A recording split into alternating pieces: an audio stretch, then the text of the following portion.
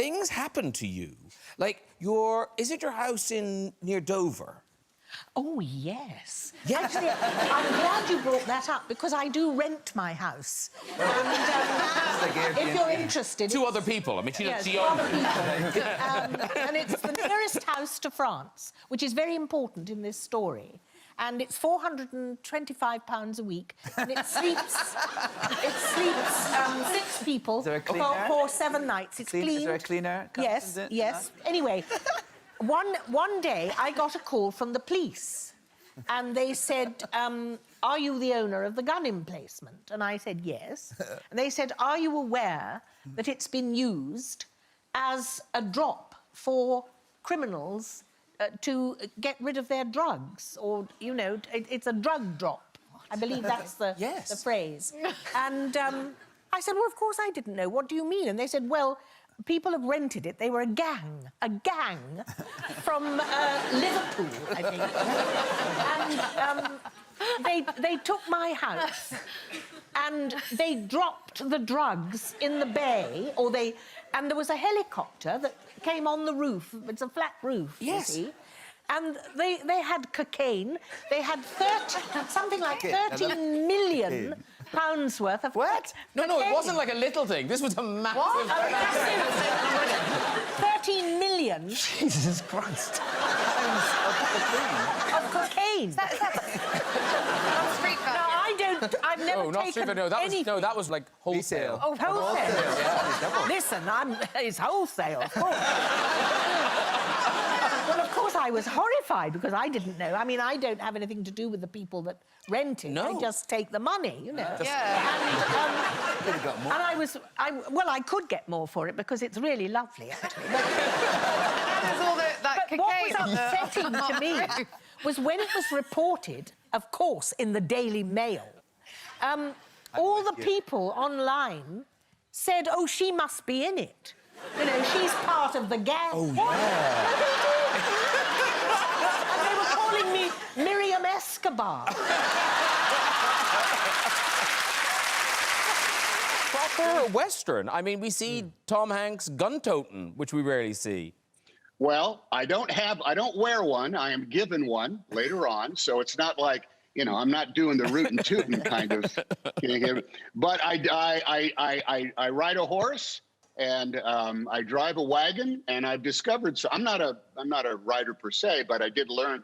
I got to know a fabulous horse named Wimpy, who was my horse. Wimpy was my horse, and.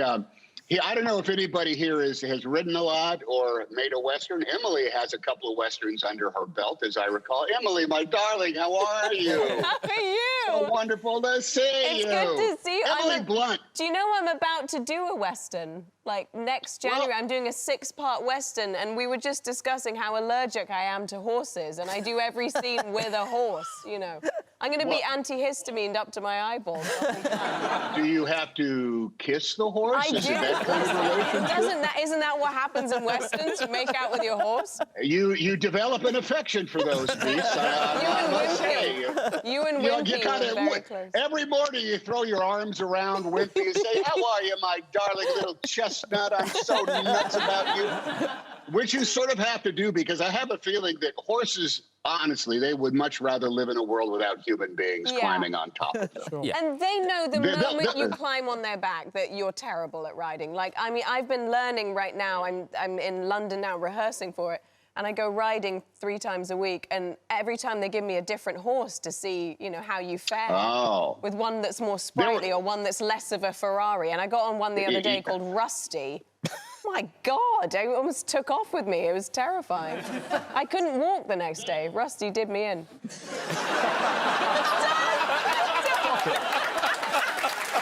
Rusty did her in. Rusty did me in. You're in. Oh, wow. Is that the name of the film? That's one of your films. Of course this isn't the spoiler, but so there are set twos. You have some tetchy moments and words, and obviously you kill them. But can we talk about the sex scene? It's one of the best sex scenes I've seen in forever. Oh. That sex scene. Who put that together? You know, seriously. No, you. it's not, it's not like they're kind of like prancing around naked. It's a really clever. Who put? Did you guys put that together? Did Ridley Scott put it together? No, we had nothing to do with it. No, Excuse me, I'm just trying to cover my universe over here.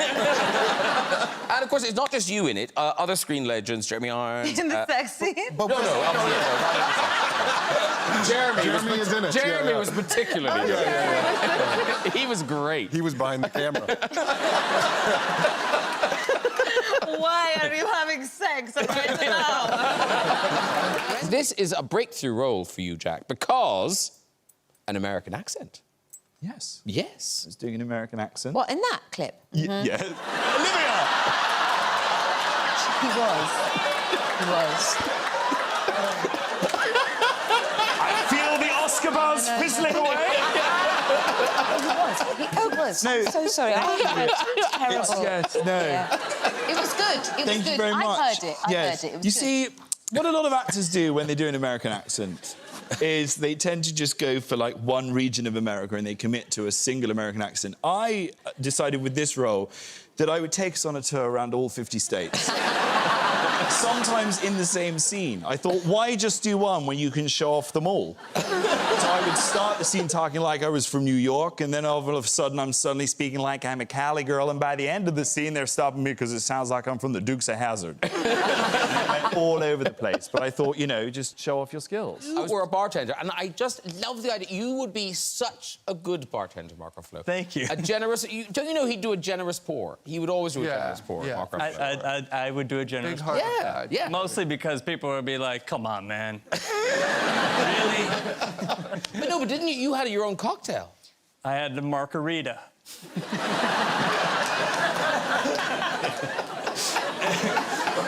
and You really, could have gone with Ruffalo, but no, margarita.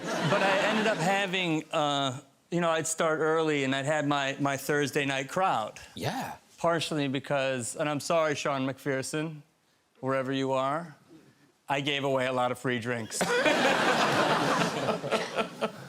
It wasn't a great quality in a bartender. But you were good dealing with drunk customers, which is I had to deal with a lot of drunk people, yes. And sometimes they were not very nice. No.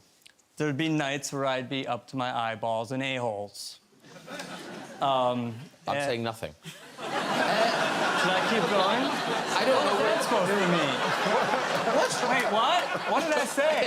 Nothing. Is that a spoiler? No. Everyone... No. Nothing. Is Marvel gonna call me?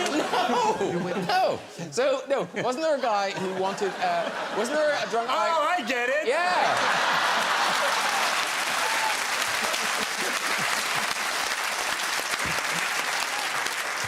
Wasn't there a drunk guy? It wasn't that kind of bar.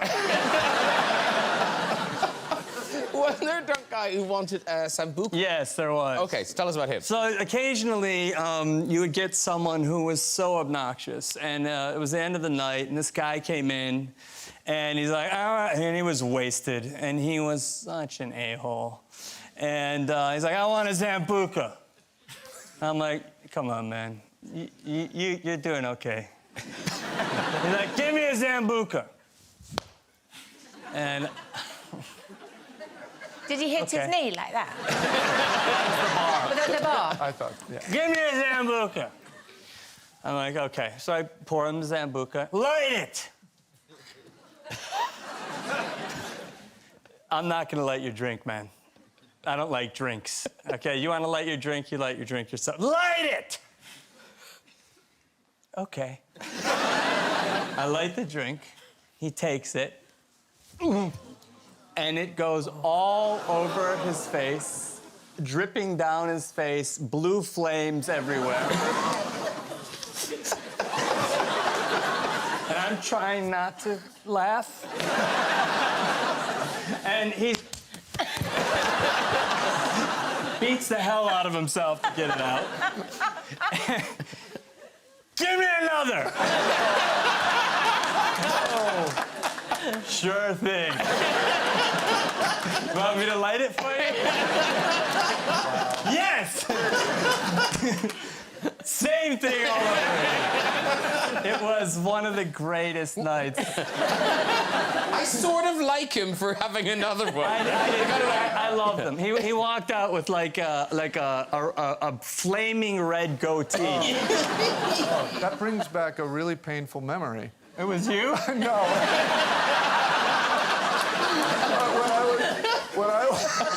That would be amazing. That would be amazing. No, when I was like 12, 13, I was a late bloomer, but I had a premature mustache.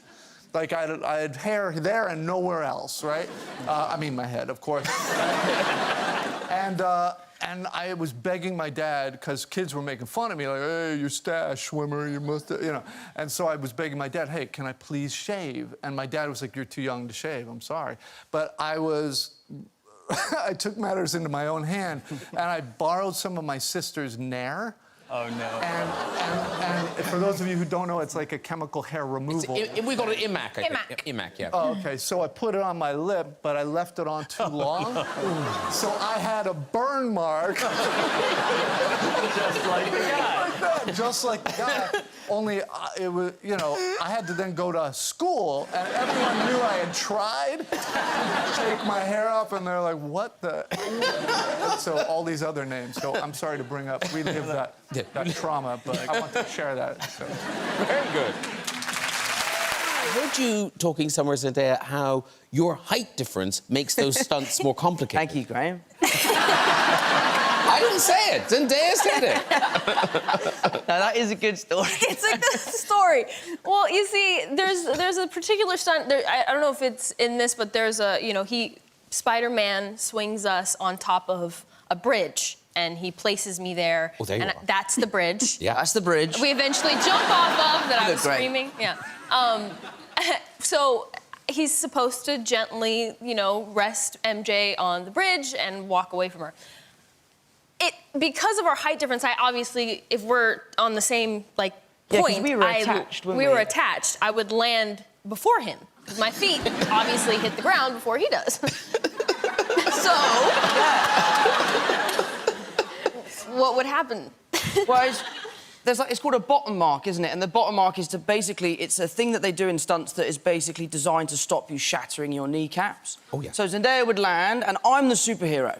I'm supposed to look cool. And she would land, and then I would sort of land like this, and my feet would swing from underneath me, and then she would catch me. And they'd be like, cut! I'm like, stop doing that! But you were actually very, very lovely about it. You were like, oh my gosh, thank you. It's so nice to be caught for a change. For once.